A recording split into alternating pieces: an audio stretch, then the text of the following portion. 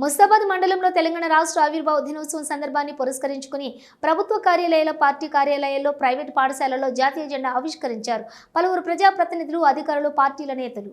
రాజన్న సిరిసిల్ల జిల్లా ముస్తాబాద్ మండలంలోని ఆయా గ్రామాలతో పాటుగా మండల కేంద్రంలోని తెలంగాణ ఆవిర్భావ దినోత్సవం వేడుకలను ఘనంగా నిర్వహించారు. ఈ సందర్భంగా ముస్తాబాద్ మేజర్ గ్రామ పంచాయతీ కార్యాలయంలో ప్రత్యేక అధికారి తహసీల్దార్ సురేష్ రాజీవ్ గాంధీ విగ్రహం వద్ద కాంగ్రెస్ పార్టీ మండల అధ్యక్షులు ఎల్లా బాలరెడ్డి ఆధ్వర్యంలో జాతీయ జెండా ఆవిష్కరించారు. తెలంగాణ తల్లి విగ్రహం వద్ద బీఆర్ఎస్ మండల పట్టణ అధ్యక్షులు బొంపల్లి సురేందర్రావు, ఎద్దండి నరసింహారెడ్డి కలిసి జాతీయ జెండా, తెలంగాణ పార్టీ జెండా ఎగురవేసి జెండా వందనం చేశారు.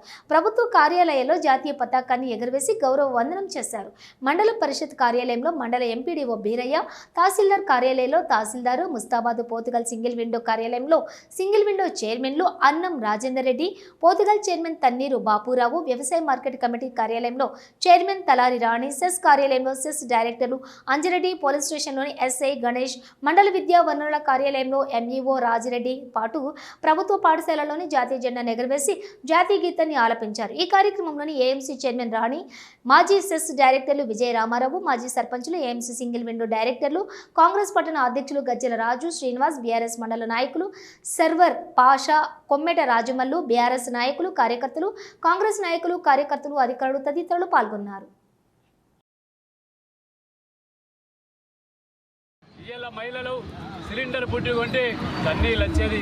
గత బీజేపీ పాలనలో, రాష్ట్రంలో టీఆర్ఎస్ పాలనలో సిలిండర్ బుడ్డి ధర 1200 రూపాయలకు వెళ్ళింది.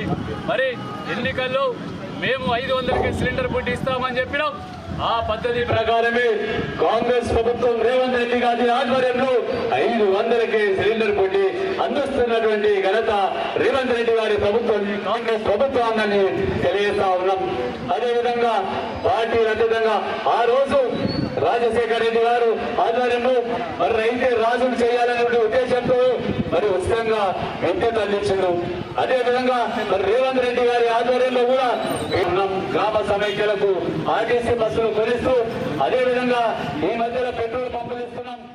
కేసీఆర్ గారు 2001లో పార్టీని స్థాపించి తెలంగాణకు జరుగుతున్నటువంటి అన్యాయాన్ని ప్రజలకు వివరిస్తూ మరి అన్ని వర్గాలను కూడగడుతూ ఈ సమాజాన్ని ఏకతాటిపై తీసుకొచ్చినటువంటి మహోన్నతమైనటువంటి నేత ఈ దేశంలో ఎవరైనా ఉన్నారంటే అది కేవలం కేసీఆర్ గారు మాత్రమే.